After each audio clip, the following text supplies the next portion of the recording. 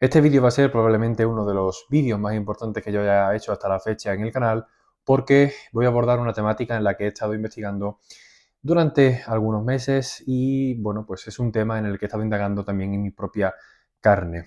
¿De qué se trata? Bueno, pues ya lo habéis visto en el título, aunque probablemente no esté este título, pero sea algo parecido a literatura y trastornos psicológicos, razón y realismo contra el autoengaño idealista.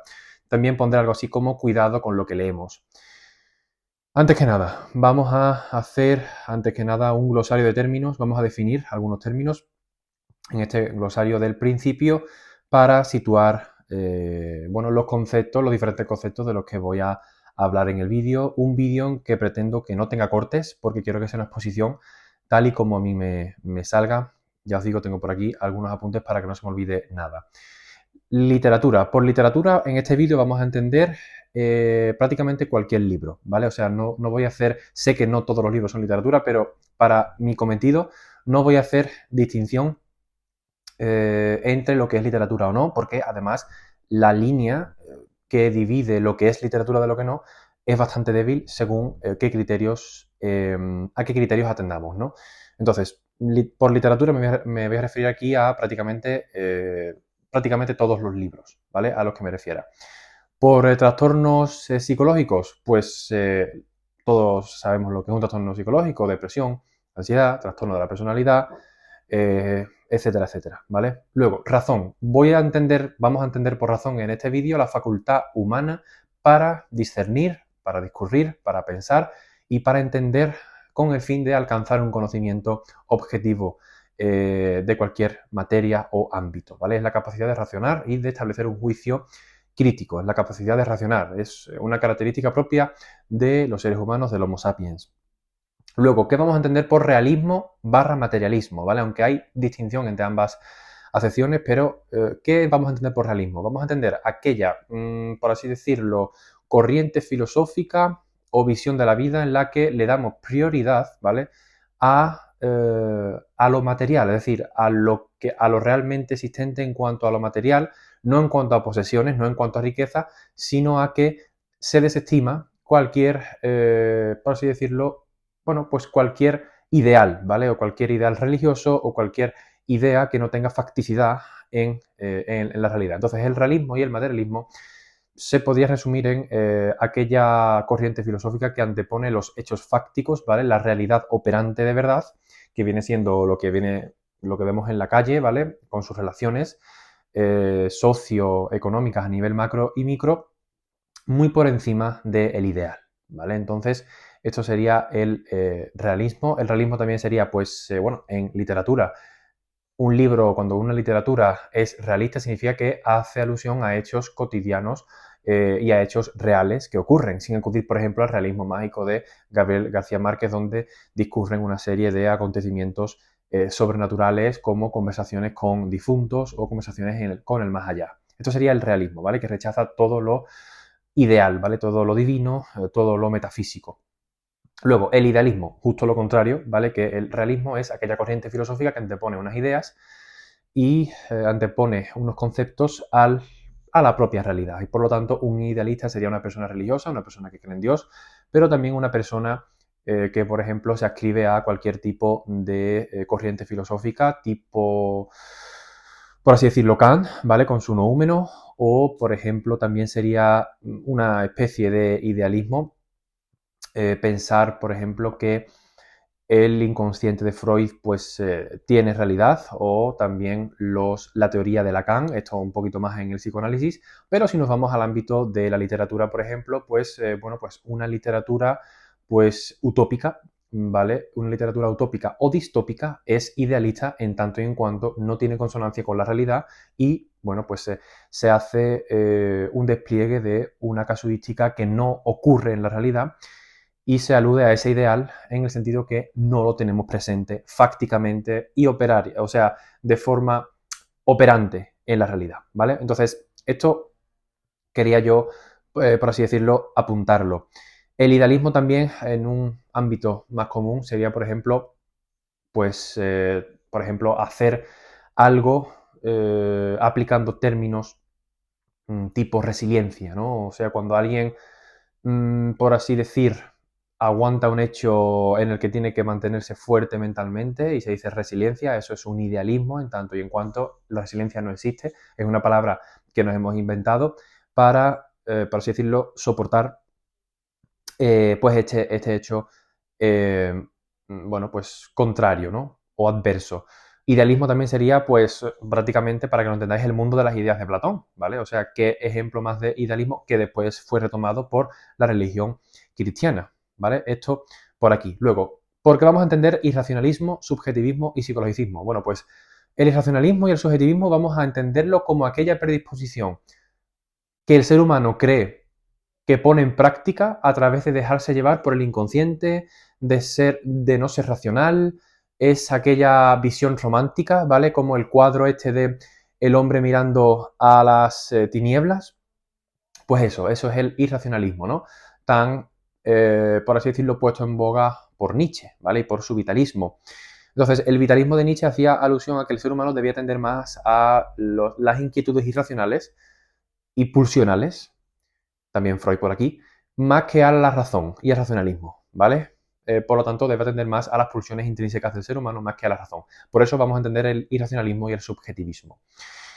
Y luego el psicologicismo, por ejemplo, es darle una noción mental y psicológica a cualquier hecho cotidiano, por así decirlo, concreto, ¿vale? Es otorgarle un hecho psicológico intrapersonal a, pues, por ejemplo, la lluvia, ¿vale? Decir que la lluvia es buena, o es bueno que llueva, es malo que llueva, o es bonito que llueva, esto es es un pretexto psicológico a un hecho natural, ¿vale? A un hecho de la realidad.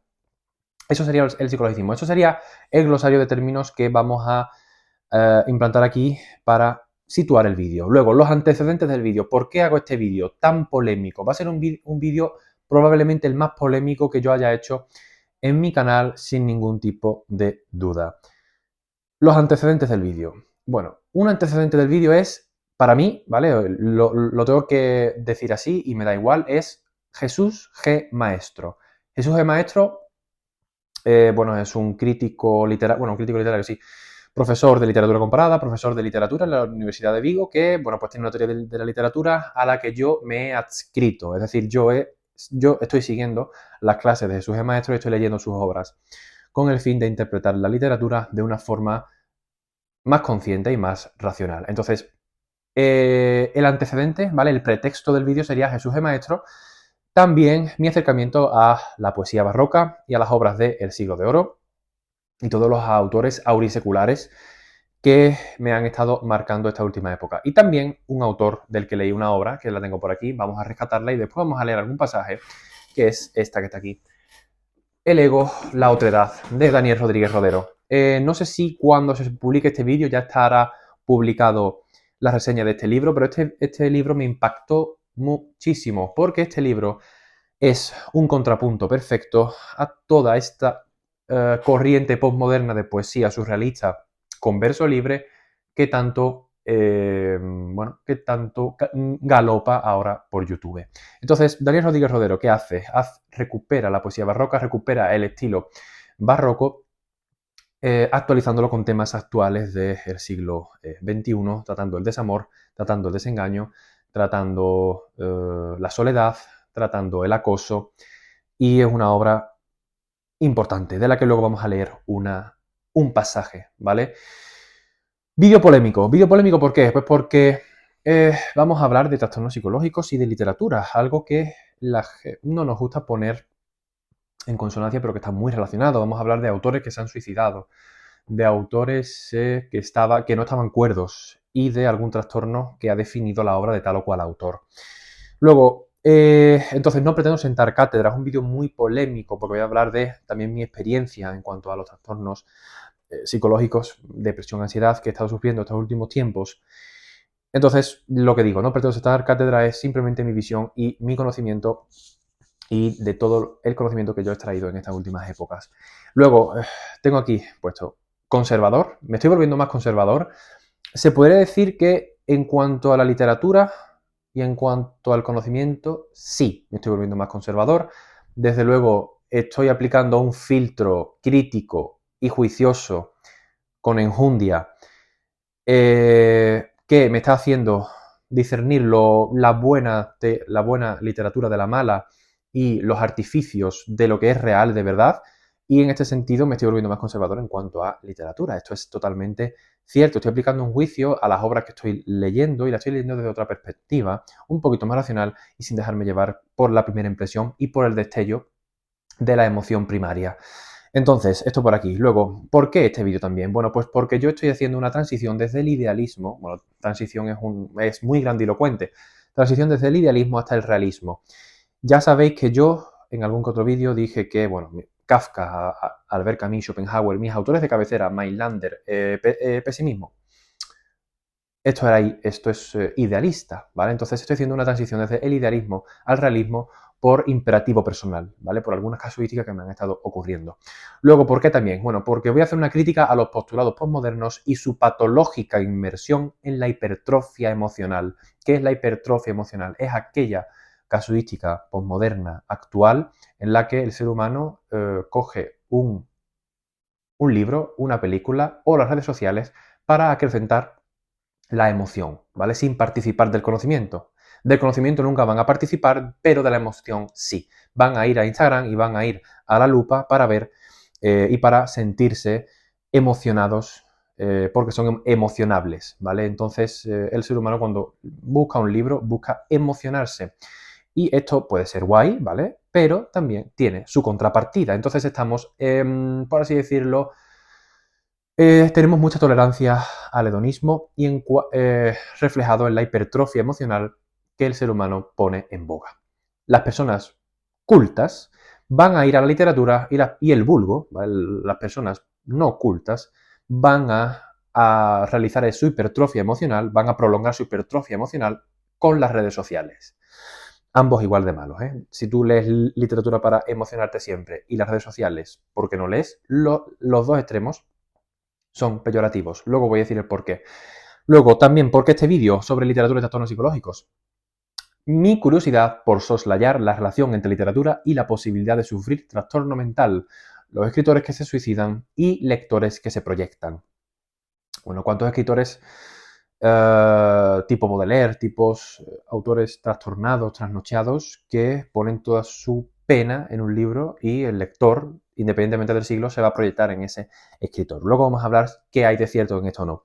Y luego mi ejemplo personal. ¿Por qué dejé atrás el idealismo y por qué dejé de divinizar la literatura? Y es porque yo estaba cayendo en un solipsismo irracional, ya lo he dicho. Tuve una etapa de depresión, que luego lo hablaremos, donde yo alimentaba esa hipertrofia emocional y esa supuesta incomprensión del mundo que yo creía a través de la literatura, ¿vale? Y del cine. Y he acabado con esto, ¿vale? Luego, una crítica, vamos a criticar el subjetivismo, el psicologicismo y el irracionalismo por alejarnos de la realidad. Y vamos a abogar por la necesidad de recuperar la cordura y la razón. Y vamos a empezar ya con los puntos que tenemos que desarrollar, que lo tengo por aquí. Sobre decir o no la verdad.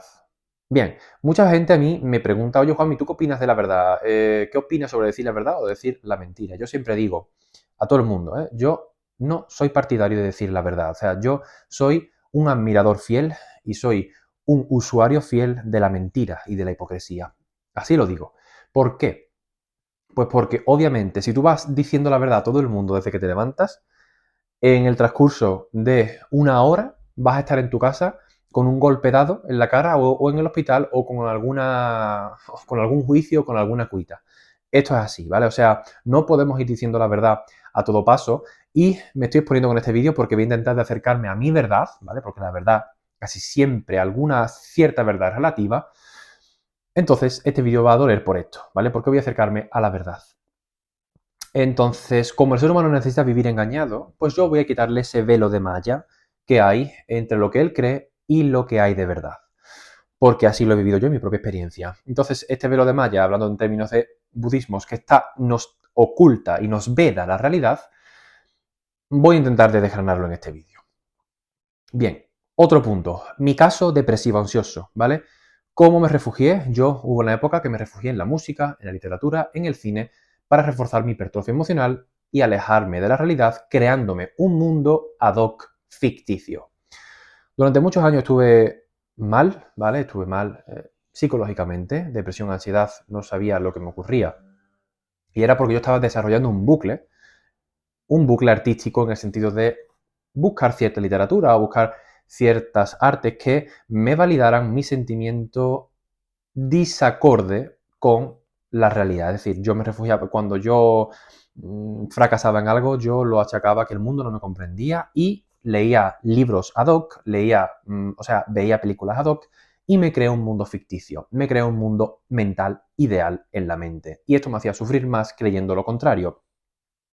Entonces, ¿de qué me di cuenta? Me di cuenta de que abrazar la realidad tal y como es, y esto es estoicismo, en este vídeo vamos a hablar mucho de estoicismo, para sobrevivir en ella es fundamental. Hay que abrazar la realidad tal y como es. No tenemos otra opción que no abrazarla. Tenemos que abrazarla sí o sí.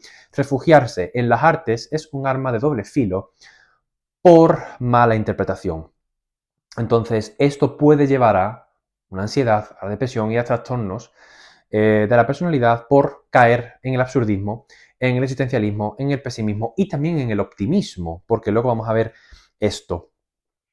No estoy diciendo aquí que la literatura no sea válida, para nada, ya sabéis que me encantan los libros, que me encanta el arte. Digo que tomarse en serio el coqueteo de Alejandra Pizarnik o de Silvia Plath por el suicidio, o la voluntad de Nietzsche, o el absurdismo de Camus, puede ser peligroso para individuos que no tengan las herramientas necesarias para interpretar correctamente la literatura desde criterios racionales. Porque tampoco estamos seguros de que la teoría de tal o cual autor él lo haya llevado a cabo y piense de verdad que la realidad es así. ¿A qué me refiero con esto? Me refiero, un ejemplo prototípico es Schopenhauer. Schopenhauer era, el fundador en teoría del pesimismo, aunque ya vemos pesimismo desde la Biblia con el libro del Eclesiastés, cuando el rey David dice que la vida es un sinsentido, pero bueno, se establece académicamente que el padre del pesimismo, en este caso metafísico, es Schopenhauer.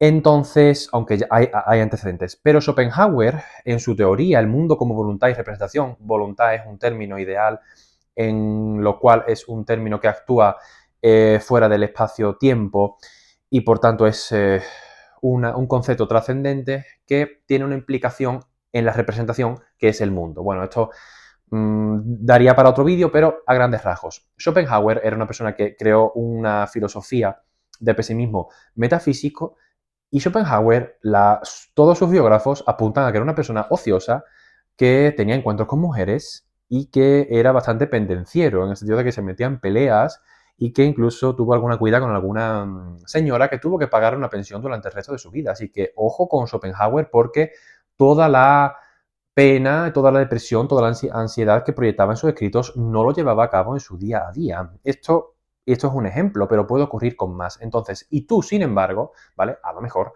estás leyendo a Pizarnik o a Camus o a Schopenhauer o cualquier otro autor y te estás proyectando en él como si la teoría que ese autor dijo, él la hubiera llevado a cabo, ¿vale? O sea, muy peligroso es esto porque te estás proyectando unas ideas que no son reales, no tienen consonancia con la realidad, sino que el autor tampoco las llevó a cabo. Y estás sirviendo tú de conejillo de indias a una teoría, ¿vale? Y me refiero, por ejemplo, ya digo, pues por ejemplo, Alejandra Pizarnik, ¿no? ¿Cuántas personas yo me encuentro por Twitter? He estado haciendo una recopilación de cuánto idealismo tenemos en las redes sociales y me he dado cuenta de que estamos en un momento mental muy débil, muy débil. La gente expone sus trastornos y los diviniza y los idealiza en las redes sociales. Entonces, estoy mal, leo a Pizarnik. Tomarse en serio la poesía de Pizarnik es peligroso. Es muy peligroso si no tenemos las herramientas necesarias para interpretarla y para saber la biografía de Alejandra Pizarnik, que ya sabemos que se suicidó con 30 y pocos años, una persona muy, muy atormentada. Hay que tener cuidado con ciertos libros, hay que tener cuidado con Nietzsche, hay que tener cuidado con Albert Camus, hay que tener cuidado con Kafka, hay que tener cuidado con Emily Bronte, hay que tener cuidado con muchos autores y con las obras de los autores. Tomarse en serio cierta literatura y cierta filosofía es contraproducente y peligroso porque nos vamos a alejar de la realidad, vamos a creer que lo que estamos leyendo es verdad y vamos a sufrir nosotros y vamos a tener más posibilidades de sufrir un trastorno depresivo, ansioso o un trastorno de la personalidad, como ocurre en este caso con la obra de Crimen y Castigo o con las demás obras de Dostoyevsky y todas las obras que apelen a esa introspección psicológica del autor. o de los protagonistas. Proyectarte en unas ideas que no son la realidad y tan solo las has creado tú en tu mente a partir de la obra de otro autor, conlleva trastorno o depresión por dos vías. Por la vía optimista, que es la vía de la autoayuda de Mr. Wonderful, de la resiliencia y del si quieres puedes y de la esperanza es lo último que se pierde, esa es la vía optimista. Y la otra vía para sufrir un trastorno o una depresión es la vía pesimista, que es la vía en la que yo estaba, es la vía de la existencia. A partir sobre todo de la filosofía o la literatura, pero bueno, también hay vía pesimista en el cine. Ambas posturas, tanto la vía optimista como la vía pesimista, proyectado a partir de las obras literarias, cinematográficas y artísticas, son posturas ideales, ficticias e ideales, perfectas para crear un cuadro psiquiátrico clínico. ¿A qué me refiero con esto? El optimista, cuando vea la diferencia que va a existir irremediablemente entre lo que quiere y lo que no puede alcanzar, en esa diferencia entre lo que quiere y lo que hay, ¿vale? Entre la realidad y lo que él quiere, cuando vea que no puede conseguirlo, se va a deprimir y va a ver que toda la autoayuda, ¿vale? A la que él ha acudido se queda en agua de borrajas, se queda en nada. Y en esa diferencia entre tener una autoestima muy alta, acudiendo a autoayuda, a Mr. Wonderful, a la resiliencia, te vas a pegar la hostia cuando veas que la realidad se va a imponer y que no atiende a tus ilusiones y a tus creencias. Entonces, por ahí vamos a sufrir probablemente, o hay más posibilidades de sufrir esa depresión, esa ansiedad y ese trastorno. Pero por la vía pesimista también, creyendo que la realidad es muy mala, todo está sumido en el caos o en condiciones de proyectarse en un caos, como por ejemplo Mindlander.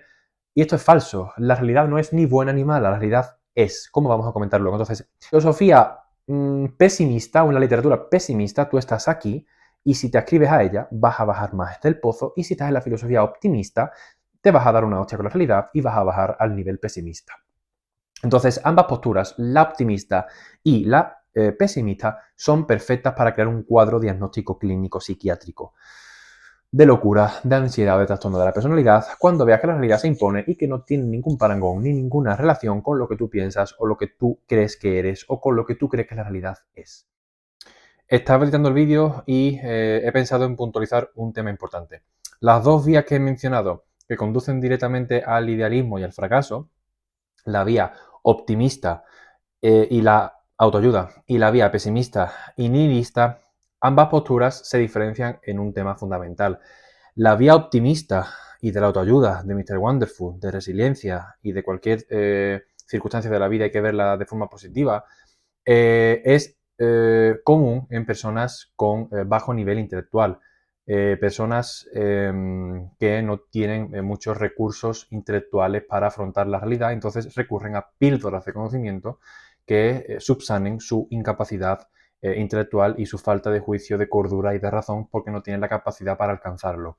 Esta es la vía optimista y la vía pesimista y nihilista suele corresponder a personas que son bastante inteligentes y son bastante cultivadas y cultas y por eso son pesimistas porque han llegado a a ese estado. El problema es que ambas posturas tienen un punto de encuentro en el idealismo, no existen en la realidad. Eso sí, hay que diferenciar que las personas que se ascriben al optimismo son menos inteligentes, por lo común, que las personas que se ascriben al pesimismo nihilismo. Y ni que mencionar tiene toda la filosofía que ha emergido y toda la literatura de la corriente optimista y pesimista. Y si la comparamos con la literatura entre comillas, y la autoayuda del optimismo no tiene ni punto de comparación. Esta vía, la vía pesimista y nihilista en la que yo estaba, es muchísimo más válida, muchísimo más productiva que la vía optimista, que es mucho más ilusa y propia de personas poco inteligentes, en contraposición con la vía optimista y nihilista, que es usada por personas bastante cultas e inteligentes, aunque ambas conducen al idealismo,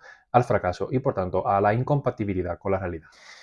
Lo digo esto de la vía optimista, por ejemplo, cuando yo hacía los exámenes de oposiciones para la función pública y conozco casos de personas que se han tatuado el día, por ejemplo, que han aprobado una plaza para la función pública.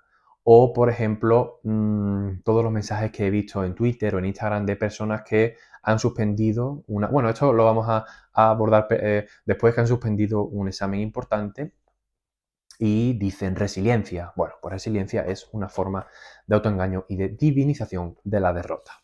Porque el ser humano necesita nominar su derrota, idealizarla y literaturizarla también. Así somos. Bien, hemos acabado con este bloque. Vamos a pasar al segundo, que lo tenemos por aquí. Vamos a criticar la autoayuda, que tiene que ver mucho con la literatura que se vende hoy en día. Ya he dicho que me voy a referir a la literatura como forma de vender libros, aunque la autoayuda no es literatura. Bien, la autoayuda es autoengaño.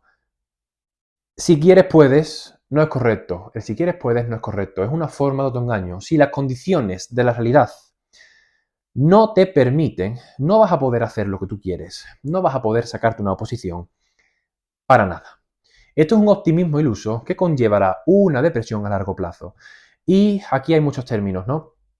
Esto es lo que ya hemos comentado, es la divinización nominal de la derrota, es ponerle un sustantivo, ¿vale? Resiliencia, esperanza, etcétera. Es un sustantivo abstracto, por supuesto, porque todo lo ideal acude al abstracto para justificar la derrota y el fracaso, en lugar de abrazar la realidad y hacerte más fuerte con ella, como hacían los autores barrocos. Hoy en día no se acude a un libro de autores barrocos para progresar, no se acude a un estoicismo, que también es válido, sino que se acude a términos ilusos, términos idealistas como resiliencia, como esperanza, como, derivados de estos términos para justificar la derrota. Es decir, cuando un ser humano no triunfa en la vida, lo dice que es resiliente. Bueno, resiliente es una forma de darle un nombre, nombrar la derrota. Y por tanto, idealizamos la derrota a partir de un nombre, porque necesitamos divinizar hasta nuestra propia derrota.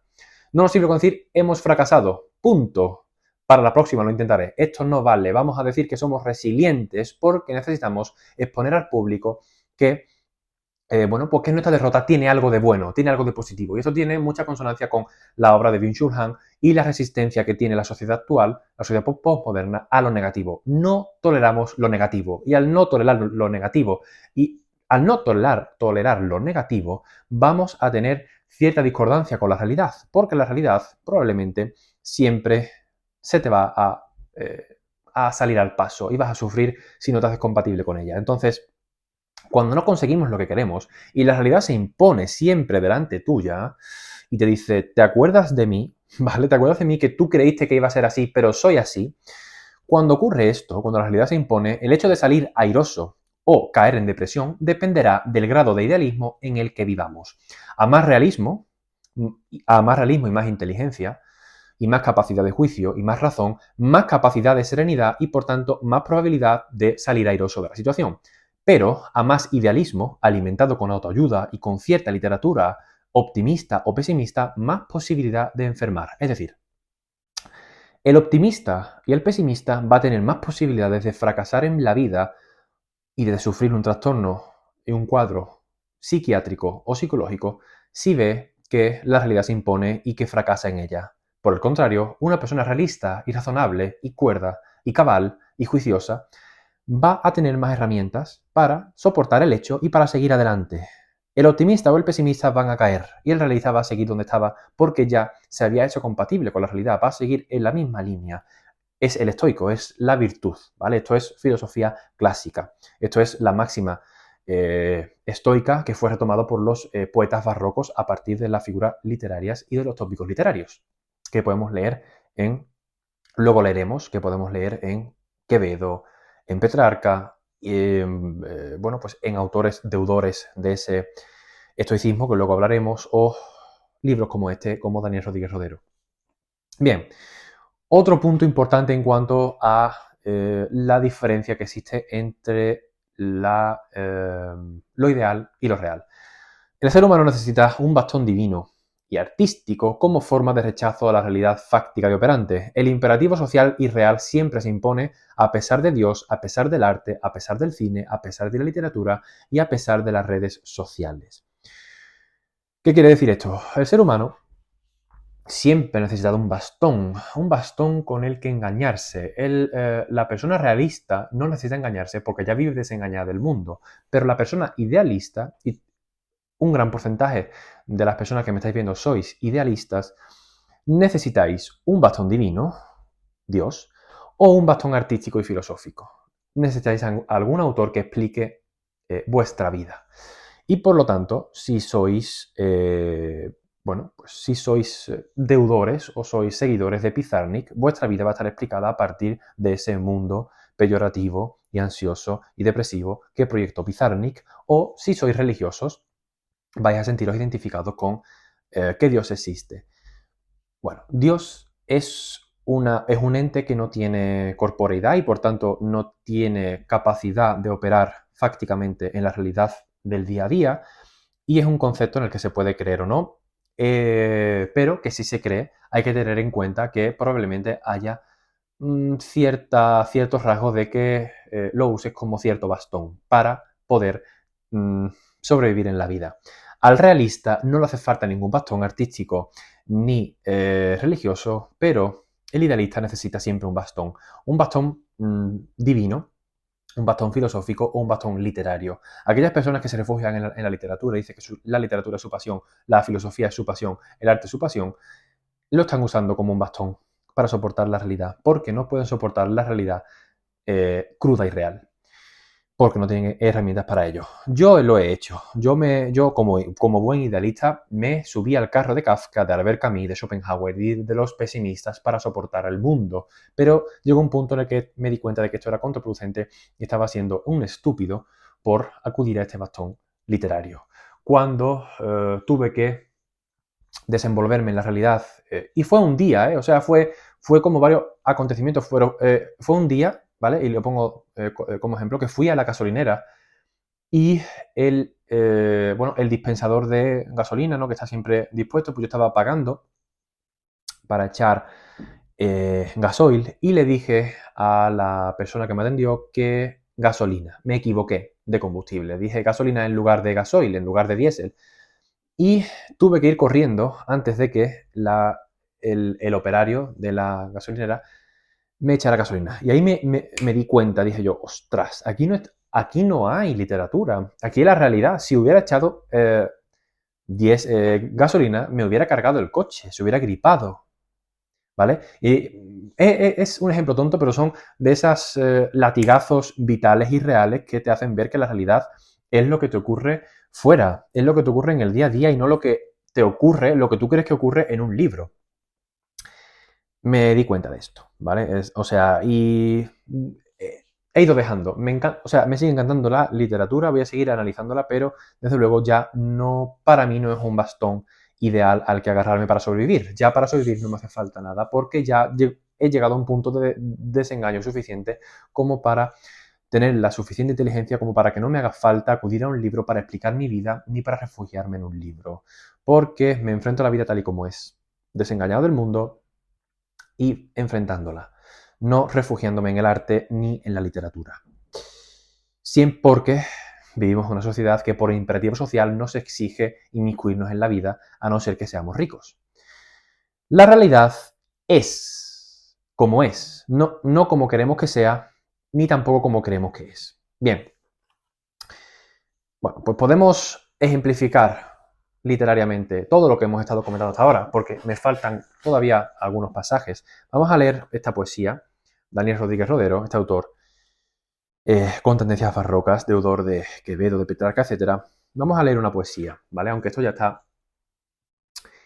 ya está, por así decirlo, reseñado en otro vídeo.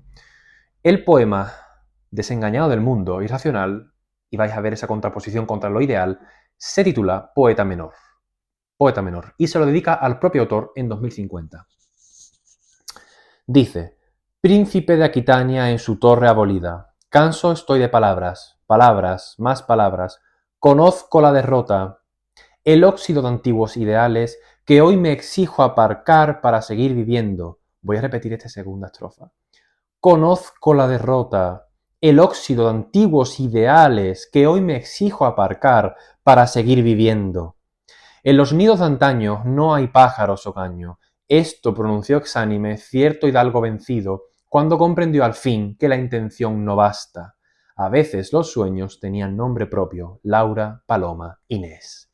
Esto es el realismo, aplicar la razón, aplicar la cordura, aplicar el juicio ante el fracaso del ideal, en este caso amoroso. Conozco la derrota, el autor ya ha conocido la derrota, ha conocido el desamor, el óxido de antiguos ideales, el ideal que la amada le iba a corresponder, que hoy se exige aparcar, olvidar, para seguir viviendo. Esto, señores, es hacerse compatible con la realidad sin sufrir un trastorno de la personalidad ni una depresión. ¿Cómo preferís vosotros abordar un desamor? A partir de la poesía de Anne Sexton, de Emily Dickinson, que a mí me encanta Dickinson, pero ¿cómo es preferible? ¿Abordarla desde Emily Dickinson, Sylvia Plath, Pizarnik, Anne Sexton, Hilda Doolittle, o Neruda, o Benedetti, o abordarla desde desde una poesía realista y una poesía barroca que tiene consonancia con la realidad? Pues yo sinceramente me he curado con esto. Me he curado con esto. Porque yo acudí a lo otro. Yo acudí a ver Camus. Yo acudí a lo ideal. Y me he dado cuenta de que la realidad está aquí. Y esto cura más que lo otro. Esto es estoicismo hecho poesía. Conozco la derrota, el óxido de antiguos ideales que hoy me exijo aparcar para seguir viviendo. Esto es muy fuerte, ¿eh? O sea, esto es muy potente y es un bálsamo y es una aspirina contra el desengaño amoroso y el desengaño de la vida en general. Bien, vamos a seguir. La necesidad de pertenencia a un grupo que nos otorga identidad. Una identidad que por nosotros mismos no vamos a poder atesorar por incapacidad. Al creer en una ideología política, religiosa, artística, filosófica, literaria, el individuo va a tener identidad y va a ser solamente explicado solo por su grupo. Su identidad va a pasar de ser individual a grupal, por incapacidad. Es el grupo de las personas que pertenecen al grupo de levantarse a las 5 de la mañana, a los diferentes sismos, a las ideologías de izquierda o de derecha y a las corrientes literarias o filosóficas. Una persona que dice, no, yo soy camusiano, yo soy nietzscheano, yo soy de izquierdas, yo soy católico, yo soy tal. Bueno, estos son diferentes grupúsculos que se despliegan en la oferta infinita de lo social, que el ser humano va a acudir a él para explicarse y para otorgar una identidad que por él mismo no va a poder.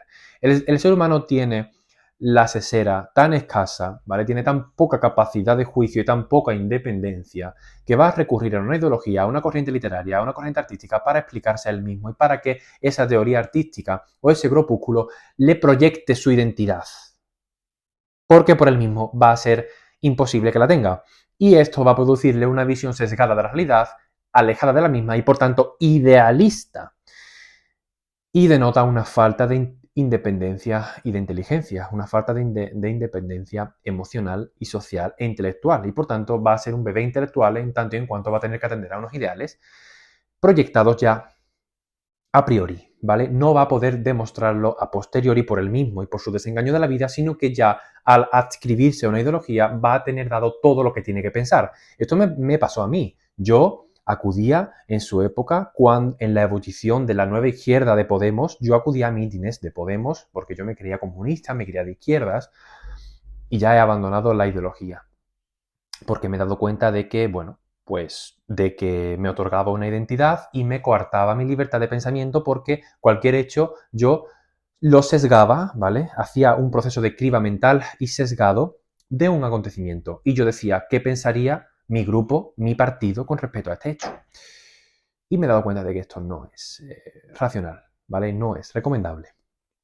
Entonces, si estás adscrito a una ideología, a una corriente, a una vives una ideología como una secta, que es lo que es, pues probablemente deberías de reflexionar sobre ello.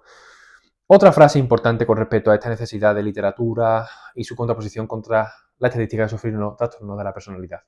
No, leí en Twitter el otro día, no tienes autismo, solo no tienes trabajo. Esto es muy bueno, ¿eh? Esta frase es muy buena. Esto es la idealización de la incomprensión o la inadaptación social, la poetización y la literaturización del trastorno psicológico, antisocial, suicidio, etcétera, sin ponerle remedio. Es decir, una persona que está mal tiene pensamientos suicidas o tiene pensamientos irracionales, tiene un trastorno de la personalidad, tiene depresión, tiene ansiedad, más que ponerle remedio, va a acudir a libros que le sigan alimentando esa hipertrofia emocional que él siente por su trastorno que él sabe, pero que al que no va a poner remedio porque es muy bonito, es idealista seguir con él. Entonces, incluso va a exponer su inaptitud como prueba de su elevación intelectual, ¿vale? Cayendo en un autoengaño y en una incompatibilidad con lo real. ¿Cuántas personas están ansiosas, depresivas y lejos de ponerle remedio van a acudir a un libro y van a hacer poesía con su trastorno? Muchas y personas que me estáis diciendo también. Sabéis que tenéis un problema, tenéis un trastorno de la personalidad, sabéis que tenéis depresión o ansiedad y lejos de poner remedio, lejos de un psicólogo, lejos de leer cosas que tenéis que leer, lejos de aplicar un juicio crítico a toda la malla idealista que se nos presenta hoy en día, vais a acudir a un libro que siga sesgando y acrecentando vuestra hipertrofia emocional, cayendo en un bucle sin salida. Entonces, ¿cuántos autores hicieron esto? Bueno, pues hemos ya puesto el ejemplo, por ejemplo, de Emily Bronte. Emily Bronte, según su biógrafa, padecía síndrome de Asperger y se refleja en su obra. Y también, aunque me duela mucho, Franz Kafka. Y esto me duele en el alma, porque para mí Kafka sigue siendo el dios. Para mí es el autor más importante que yo he leído nunca, junto con Albert Camus. Pero Kafka padecía de síndrome de Asperger. Kafka padecía algún grado del espectro autista. Y se nota en la obra. Si leemos el proceso, si leemos la metamorfosis, obviamente el insecto es un simbolismo de la inadaptación social. Una inadaptación que Kafka tuvo la habilidad literaria para plasmarlo de forma majestuosa y magistral en un libro, que no deja de reflejar una persona que escribe muy bien con síndrome de Asperger. ¿Vale? Entonces, su inadaptación social lo pasa por elevación intelectual y lo proyecta y lo objetiva en un libro. Esto pocas personas pueden hacerlo. Emily Bronte, Kafka lo hicieron, pero pocas personas tienen la capacidad de proyectar y de objetivar en una obra literaria de magnitudes mundiales y antológicas su trastorno. Pero muchas personas lo intentan hacer y están tristes y escriben poesía y no ponen remedio. Kafka no puso remedio porque en aquella época el síndrome de Asperger no tenía nominación, no estaba nombrado todavía, hasta Hans Asperger y los experimentos con los judíos en la época previa a la Segunda Guerra Mundial, o creo que en la primera ya. Pero Kafka es evidente que tenía síndrome de Asperger, solamente hay que leer sus obras, y Emily Bronte también, ¿no? Si leemos Cumple por las cosas, etc. También, y esta literatura demuestra una incompatibilidad con la realidad, ¿vale? Entonces, también otros autores, podemos hablar de Alejandra Pizarnik, que se suicidó, o Silvia Plath, que se suicidó, o Stefan Zweig, aunque Stefan Zweig era menos probable que se hubiera suicidado. Es un ejemplo extraño porque Zweig escribía tan bellamente, porque obviamente era esperable que Alejandra Pizarnik se suicidara, o Silvia Plath, pero no era esperable que se suicidara Stefan Zweig. Si leemos una novela de Stefan Zweig, eso es, vamos, coser y cantar en cuanto a viva la vida. Pero el caso es esto, ¿no? Que muchos autores idealizan y divinizan su trastorno a partir de la literaturización de su trastorno psicológico por no poner remedio. Los autores válidos está bien que lo hagan porque nos deja un legado importante a la humanidad entera. Y la obra de Kafka tiene muchísimos conocimientos y muchas cosas que sacar en claro. De hecho, es mi autor de referencia y lo va a ser siempre. Pero no hay que tener en cuenta que muchas personas que pretenden hacer esto en este siglo, pues es contraproducente y está jugando a vuestra contra, ¿vale? El hecho de literaturizar vuestro trastorno. Es que veo muchos mensajes en Twitter de personas que son crueles con ellas mismas y dicen que, bueno, hoy voy a leer a tal que me encuentro depresivo o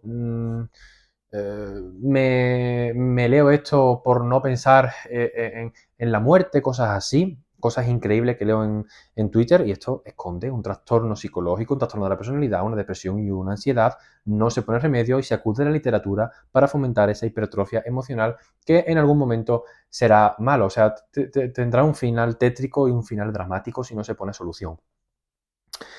Bien, la idealización de la literatura. Otro punto, ponerse a leer o escribir un sábado por la noche por no tener con quién salir, Es una forma de autoengañarse.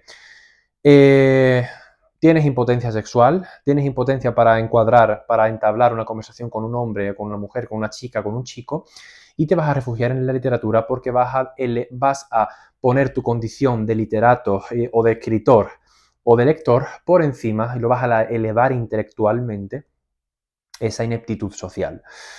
Yo lo prefiero, es decir, yo soy partidario de quedarme a leer un sábado por la noche antes que salir. Otra cosa es que lo haga siempre, que no lo hago, hay veces que salgo. Entonces, personas que se refugian en la literatura y esconden su impotencia sexual y subliman, aunque, bueno, Freud decía que cuando el ser humano no puede alcanzar sus pulsiones vitales primarias, hace uso de la sublimación. La sublimación es un comportamiento humano en el cual acude al arte para sublimar, es decir, para confundir y para proyectar toda esa pulsión vital de sexo en la literatura. Entonces, tienes impotencia sexual, tienes algún tipo de trastorno social que te impide entablar una amistad o un contacto con el sexo opuesto, con el mismo sexo, y vas a refugiarte y vas a autoengañarte creyendo que eres especial y que no necesitas de eso en la literatura y en la lectura. Te estás autoengañando, ¿vale? Quería que lo supieras. Porque tanto tú como yo sabemos que sufres de esto y no le estás poniendo remedio. Estás acudiendo a un libro en lugar de enfrentarte a la realidad y en lugar de ir a poner solución a la raíz de tu problema, ¿vale? Una impotencia sexual, una impotencia social tiene consigo una raíz bueno, de una proyección antigua que no hemos podido saldar todavía y seguimos alimentando. Creemos que por leer un sábado somos especiales, elevamos nuestra condición de lector y de escritor a niveles intelectuales y a niveles divinos, a niveles idealizados, y no atendemos a que sufrimos una impotencia sexual o una impotencia social flagrante y galopante, que nos está haciendo más incompatibles con la realidad y nos está alejando de ella. ¿Vale? Estás acudiendo a un libro en lugar de acudir a una cita. Bien, el problema es que yo esto lo he reconocido hace unos años y le puse solución hace unos años. Simplemente este libro es la materialización de ese cambio de perspectiva mío. ¿Vale? Yo estaba sumido en el idealismo, salí del idealismo hace unos años y estoy poniendo aquí cómo salí del idealismo. Y ya, pues estamos prácticamente curados. Pero yo lo reconozco. ¿Y tú? Bien, seguimos. Leer no es superior a cualquier otra afición, entre otras cosas, porque no estás leyendo libros que te hagan aprender, sino emocionar. Es decir, leer a Megan Maxwell, leer a Jordan Peterson, tiene la misma equivalencia que ver La Isla de las Tentaciones. Lo mismo, simplemente uno está escrito y el otro está de forma audiovisual. Otro está para verlo y para escucharlo y otro hay que leerlo simplemente e interpretarlo mentalmente. Así que no te creas superior por leer ciertos libros, que no son literatura, porque es lo mismo que leer Las Islas de las Tentaciones. Lo digo por aquello de Juan Gómez Jurado y de toda esta literatura basura de la Editorial Planeta. Aunque yo de Editorial Planeta rescato, lo siento mucho, a Javier Sierra. Lo siento que tengo debilidad por la obra de Javier Sierra, en concreto El Maestro del Prado. Lo tenéis resumido reseñado por el canal, me encantó esa obra, pero más allá de esto, la literatura de Planeta es basura, los premios Planeta son basura. Así lo digo, y punto. Y ya está. O sea, no es literatura como tal, ¿vale? Es un distraimiento, es como ver La Isla de las Tentaciones. Lo que pasa es que tú coges un libro y crees que, bueno, pues el carácter del libro y y la imagen, la estética de ver a una persona pasando páginas, pues da una impresión de más intelectualidad y de ser, poco menos que un profeta y que un heredero del saber ancestral. Pero para nada, es lo mismo leer libros de Planeta, del premio Nobel, de premio Planeta, que ver Las Islas de las Tentaciones. Es lo mismo, es implementar, acudir a la hipertrofia emocional. Bien, dicho esto, la página 5, ya estamos terminando, ¿eh? La realidad siempre se impone por muchas ideas que tengas. La realidad siempre se citará contigo. Es una cita ineludible, excepto si eres rico. Si no eres rico, vas y eres pobre o eres de clase media-baja, vas a tener que trabajar y por tanto vas a tener que ir a la vida, vas a tener que citarte con la vida, vas a tener que ir al trabajo, vas a tener que dialogar con tu jefe, vas a tener que problematizar tus inquietudes o proyectar tus inquietudes, saber hablar, saber relacionarte. Y si no haces esto y te refugias en la literatura, vas a tener un problema y vas a desarrollar un trastorno de la personalidad depresivo o ansioso. Por lo tanto, hay que hacerse compatible con la realidad lo antes posible. Porque yo no lo estuve y lo sufrí. Bien, y esto pues forma un caldo de cultivo perfecto para el trastorno psiquiátrico. Entonces, una reflexión que pongo por aquí. ¿Tienen mejor salud mental aquellos que creen en literatura respecto a los que no? Ahí lo dejo. Otra cuestión importante. La realidad es, y punto. La realidad es, no es ni buena ni mala. Ponerle un adjetivo peyorativo u optimista es contraproducente y es caer en un maniqueísmo barato de lo bueno y de lo malo. A la materia y a la realidad le importa cero lo que tú opines de ella. Ya está. La realidad va a funcionar a partir del mecanismo de la naturaleza, a partir del mecanismo del motor natural. Esto sería un poco idealizar, pero sí, o sea, en cuanto a términos newtonianos, en cuanto a las leyes físicas, ¿vale? Einstein y Newton, así funciona la realidad. Hasta ahora, ¿vale? Hasta que otro paradigma suplante el anterior, ¿vale? Los cambios de paradigmas científicos ocurren cada cierto tiempo, pero ahora mismo tenemos el paradigma de Einstein, la relatividad, y previamente Newton. Y así funciona la realidad, y punto. Y ya está. Entonces, creer que funciona de otra forma distinta es una forma perfecta para engañarnos y para acudir al psicólogo rápido, ¿vale? Y ya está. Y me he dado cuenta de esto. Entonces, a la materia no le importa nada lo que tú creas sobre ella, porque ella va a seguir trabajando y, bueno, no trabajando, sino va a seguir actuando tal y como ella es, tal y como los estoicos ya vaticinaron hace 20 y pico siglos. Cuando ya Epicteto y Marco Aurelio se dio cuenta de cómo funciona la naturaleza. Ir en contra de la naturaleza es perfecto para sufrir, decía Epicteto. No, quiere los hechos tal y como ocurren, no como tú quieres que ocurran. Quiere los hechos tal y como ocurren. Es decir, adáptate, macho, adáptate a la realidad. No intentes acomodar tu realidad. No intentes esculpir la realidad. Atente a lo que hay, no a lo que tú quieres que haya. Esto es una sabiduría ancestral, ¿vale? O sea, para ir terminando, ¿con qué libros hay que tener cuidado?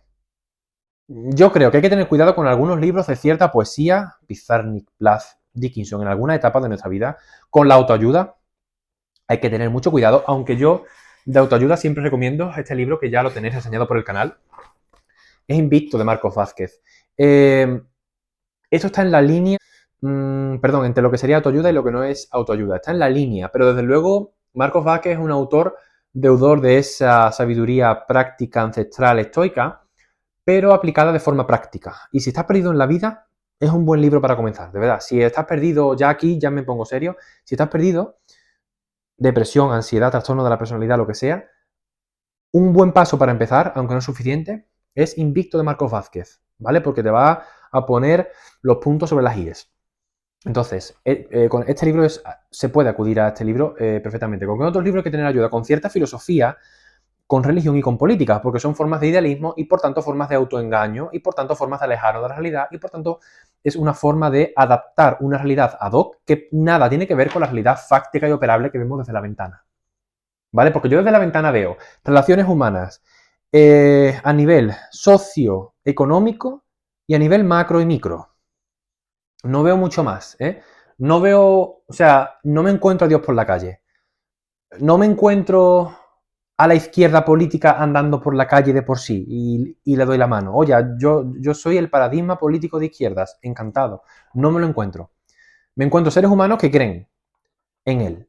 O sea que es lícito, pero que hay que tener cuidado, o sea que hay que relativizar, de verdad. No toméis todo al pie de la letra, ¿vale? Hay que relativizar. Cuidado con cierta poesía, cuidado con la autoayuda, cuidado con la filosofía, cuidado con la religión, cuidado con la política. Voy a hablar de mi campo de conocimiento. La escuela, la pedagogía. Bueno, la pedagogía. El idealismo en la escuela. El ocultamiento de la realidad a los alumnos. Y el nominalismo optimista. Yo cuando estudié la carrera, cuando fui a una escuela, yo me encontré con términos idealistas que se ponen ahí en boga para que el alumno crea en él como cree en Dios. Y no solo para que el alumno crea, sino que las instituciones educativas a nivel macro intentan que a nivel micro se crean estos dictámenes idealistas y absurdos. Como por ejemplo, inclusividad, multiculturalidad, bilingüismo, etc. Es decir, no es que yo crea que la multiculturalidad está mal, para nada está bien, pero es que esto es un hecho ideal. Poner que tu escuela es inclusiva es decir que tu escuela cree en Dios. O sea, es lo mismo tener un crucifijo en el aula, como en mis aulas había, es lo mismo que poner que tu escuela es inclusiva. No significa nada de nada, cero, o sea, no significa nada. Si no haces cosas prácticas en la realidad de forma notable, que se vean con los ojos, eso es palabrería hueca y es caer en un nominalismo optimista absurdo. Y la escuela está muy dada a esto. Y ya he criticado en otros vídeos el método ABN de las matemáticas. Tengo contacto con alumnos a los que se le hace un mundo a las matemáticas y su colegio, anteponiendo el ideal a la practicidad, le obligan a seguir con el método ABN de las matemáticas. ¿Vale? Esto es caer en un nominalismo barato, en un nominalismo idealista, fachada, pura fachada de cara al público. La escuela sigue siendo idealista, no se sigue adaptando a la realidad. Lo mismo ocurre con el bilingüismo. Escuela bilingüe. Para nada, cero. Lo mismo ocurre con términos como inclusividad o escuelas democráticas. ¿Qué significa escuela democrática? ¿Escuela democrática es que exista bullying en una escuela y los profesores se hagan los tontos? ¿Eso es escuela democrática? Vale. Es que hay una cantidad de estupideces, tanto en la carrera como en las escuelas, ocultándole la realidad al niño, ocultándole la capacidad de que un niño de sexto de primaria haga una redacción sobre, por ejemplo, una noticia de un atentado contra niños de su misma edad en Palestina a manos de Israel. Esto no se tolera en la escuela y esto es un ocultamiento de la realidad que cuando el niño se dé de bruces con la realidad va a sufrir mucho más que dándole la realidad en pequeñas dosis. Si tú a un niño le das la realidad en pequeñas dosis en la escuela primaria, va a sufrir menos. Pero el niño se encuentra una barrera tan grande entre que sale de sexto de primaria y va al instituto. Eso causa una cantidad de trastornos y de ansiedades. Le estamos ocultando la realidad a los niños en la escuela. Le estamos pintando una escuela perfecta y divina con una sociedad paradigmática.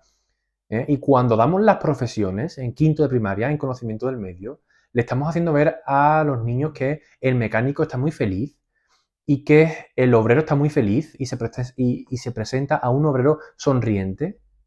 Esto es falso. O sea, vete a un taller de mecánica, vete a un bar por la mañana o por la noche y pregúntale a un camarero si es feliz.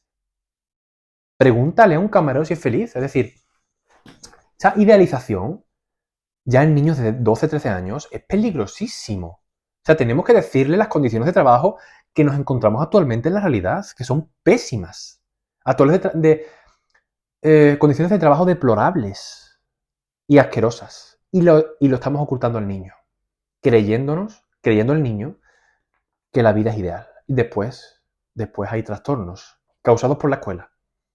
Causados por la escuela y por los profesores que le han dado clase, porque han ocultado la realidad al niño. No digo que haya que mostrarle la realidad al niño, a un niño de 6, 7, 8 años, pero a un niño de 10, 11, 12 años ya tiene suficiente madurez intelectual, el suficiente desarrollo cognitivo, como para comprender que la realidad es dura y cruda. Y estamos poniéndosela como ideal.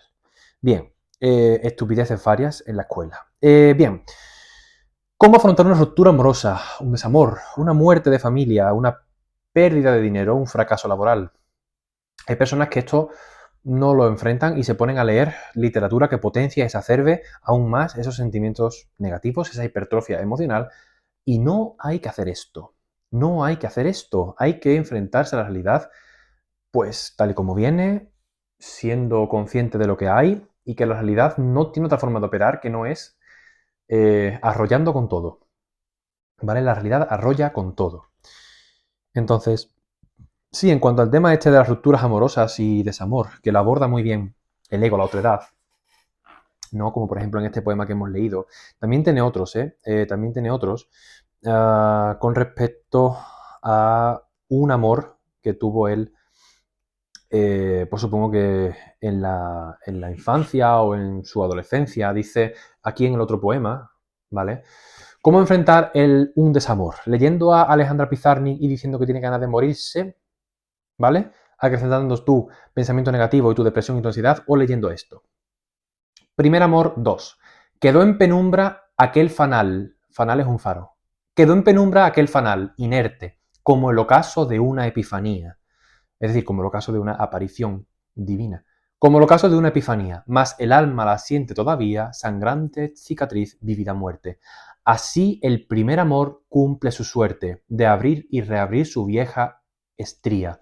Y es amar porque amé tautología, que en busca de razón se hace más fuerte. Que en busca de razón se hace más fuerte. Es la supremacía de la razón para paliar el desamor, para superar el desamor. Dice, así el primer amor cumple su suerte, de abrir y reabrir su vieja estría, es decir, de dejarnos restos que todavía pensamos en ese primer amor. Dice, así el primer amor cumple su suerte, de abrir y reabrir su vieja estría, y es amar porque amé tautología, que en busca de razón se hace más fuerte. Que en busca de razón se hace más fuerte, y no en busca de un sentimiento depresivo, ansioso, suicida. No, no, no, en busca de razón se hace más fuerte. La, la utilización de la razón como herramienta para hacerse compatible con la realidad y para salir adelante y no sumirse en el pozo de la depresión poética de muchos autores. Daniel Rodríguez Rodero acaba con esto, es deudor de lo clásico y de lo barroco y dice, así el primer amor cumple su suerte de abrir y reabrir su vieja estría y es amar porque amé tautología que en busca de razón se hace más fuerte. Esto es muy, muy potente. Bien, si tienes un desamor, tengo que decirte que él no va a volver y ella no va a volver. Y que si vuelve, no va a ser la misma persona. Panta Rey. Heráclito, Panta Rey. Todo fluye. El desamor que tienes ahora mismo no va a volver. O sea, él no va a volver, ella no va a volver. Y si vuelve, va a ser de forma distinta. Porque no se baña uno o dos veces en el mismo río. El arte y la literatura no constituyen la realidad. La realidad es materia y relaciones socioeconómicas a nivel macro y micro en una economía de mercado capitalista. Lo demás, huir de esto, es perfecto para hacerse compatible con la realidad y sufrir un trastorno de la personalidad. Bien. Otro punto y vamos terminando ya que llevamos una hora. La pasión por la literatura refleja incompatibilidad con la vida. La pasión por la literatura es directamente proporcional a la incompatibilidad con la vida. Cuando alguien más se jacte y diga que es su pasión en la literatura, menos compatible es con la realidad. Divinizar la literatura y tomarse la literatura y la filosofía en serio es peligroso porque no estás operando con realidades, sino con ficciones, y la ficción es un ideal y el ideal es una ilusión. No existe. Vamos a retrotraer el discurso del monólogo de Segismundo de La vida es sueño de Calderón de la Barca. Yo sueño que estoy aquí, de estas prisiones cargado, y soñé que en otro estado más lisonjero me vi, que es la vida un frenesí, que es la vida una ilusión, una mentira, una ficción, y cualquier bien es pequeño, pues toda la vida es sueño, y los sueños, sueños son. La realidad, o sea, el ideal no existe, la idea no existe, lo que existe es la realidad. Tomarse la literatura en serio y divinizar la literatura refleja incompatibilidad y es directamente proporcional a tu incapacidad y tu ineptitud social y sexual. Sé que es duro, pero es cierto, es así. Bien, la gente, al no estudiar ni formarse, se refugia en el sentimiento y la emoción, la hipertrofia emocional. No quiere conocer, quiere sentir. Por eso, este vídeo puede ser duro y puede escocer, ¿vale? Y esa era mi intención, ser un vídeo cruel y duro para que te des cuenta de lo que estás sufriendo y viviendo. Bien, los fracasados sociales literarios, ¿no? Los fracasados que se refugian en la literatura, como hemos comentado, esa pasión por la literatura, son gente fracasada que no se hace compatible con la realidad y que cree que lo máximo en la vida es la literatura o el cine o la filosofía o el arte. Bien, es divinizar un hobby o una ficción. No por leer más libros es más inteligente. Alguien que lea un solo libro y que saque el conocimiento necesario y las enseñanzas necesarias será más sabio que aquel que lea 100 libros, pero que siga creyendo que los molinos de viento son gigantes. No os habéis enterado de nada. No hay que leer muchos libros, sino los necesarios. Vamos a traer aquí, porque estoy leyendo Quijote, es un pasaje aquí de los molinos de viento. Y dice, a colación de este vídeo, esto está muy relacionado, dice, con respecto a Don Quijote, en el capítulo primero de la primera parte, dice, vino a perder el juicio, llenósele la fantasía de todo aquello que creía y que leía en los libros, así de encantamentos como dependencias, batallas, desafíos, heridas, requiebros, amores, tormentas y disparates imposibles, y asentósele de tal modo en la imaginación que era verdad toda aquella máquina de aquellas soñadas invenciones que leía, que para él no había otra historia más cierta en el mundo. Es decir, Don Quijote es el ejemplo perfecto de cómo una persona puede enloquecer al tomarse la ficción en serio de los libros de caballería. Bien, hemos terminado un poco como tal, pero aquí tengo alguna recomendación de libros. Pero me gustaría concluir, antes que nada, con una poesía de Quevedo. Entonces vamos a leer una poesía de, bueno, leer no, voy a declamar, por así decirlo, voy a interpretar una poesía de Quevedo y luego otra de Petrarca, pero la de Quevedo es muy especial para mí porque fue de esas sonetos que tú lo lees y que producen un cambio de perspectiva, un cambio de paradigma en tu forma de pensar, ¿no? Que va muy en consonancia con todo mi cambio desde un idealismo hasta un realismo para sufrir menos y para hacerme compatible con la realidad y hacerme más cabal y más razonable. Dice: huye sin percibirse lento el día, y la hora secreta y recatada, con silencio se acerca y despreciada, lleva tras sí la edad lozana mía. La vida nueva que en niñez ardía, la juventud robusta y engañada, en el postrer invierno sepultada, yace entre negra sombra y nieve fría. No sentí pasar mudos los años, hoy los lloro pasados y los veo riendo de mis lágrimas y daños. La penitencia deba mi deseo, pues me deben la vida mis engaños, y espero el mal que paso y no le creo. La sabiduría de este soneto para mí reside en los dos primeros versos del último terceto, es decir, la penitencia deba mi deseo, pues me deben la vida mis engaños, es decir, las ilusiones de Don Quijote, es decir, tus ilusiones por creer que vas a conseguir el amor de ella o de él, y las ilusiones por creer que vas a aprobar una oposición, que vas a conseguir el trabajo de tus sueños. Piensa en esto, o la ilusión de creer que tus padres son inmortales. Son formas de autoengaño idealistas. La penitencia deba mi deseo. Y aquí deseo podemos retrotraer, si queremos, al psicoanálisis, a Freud, a Lacan, hasta Gilles Deleuze y Guattari, ¿vale? La penitencia deba mi deseo, pues me deben la vida mis engaños. Y espero el mal que paso y no le creo. Es decir, ya no cree en nada y no le creo, ¿vale? Así que, en ese sentido, la poesía barroca es una balsa de aire fresco para el sufrimiento ideal que solamente existía en nuestra mente. Vamos a leer un poema, un soneto de Petrarca, ¿vale? Petrarca influyó en el siglo barroco por vía de Garcilaso de la Vega. Vamos a leer este soneto. Dice: amor, amor con mayúsculas, divinizado, y la fortuna, como dioses o como personalidades. Amor, fortuna y mi conciencia, esquiva ante el presente y vuelta hacia el pasado, tal me afligen que a veces he envidiado a cuantos se hallan en la opuesta riba. La opuesta riba es los que están muertos. Me acaba amor, es decir, acaba conmigo, me acaba amor, y de alivio me priva fortuna, y mi conciencia un llanto airado y estólido destila, y apenado siempre conviene que llorando viva. No ha de volver el dulce tiempo ido. Panta rey, todo fluye, tempus fugit. No ha de volver el dulce tiempo ido. No ha de volver lo bueno. No ha de volver el dulce tiempo ido. Y el que viene traerá peor mudanza, es decir, pesimismo. Y de mi curso ya he pasado medio. No de un diamante real, de uno fingido, veo huir de mis manos la esperanza. Y a mis designios hay partir por medio. Tempus fugit, desengaño con la vida, cierta raigambre pesimista. Vamos a leer los dos últimos tercetos. No ha de volver el dulce tiempo ido, y el que viene traerá peor mudanza. Y de mi curso ya he pasado medio.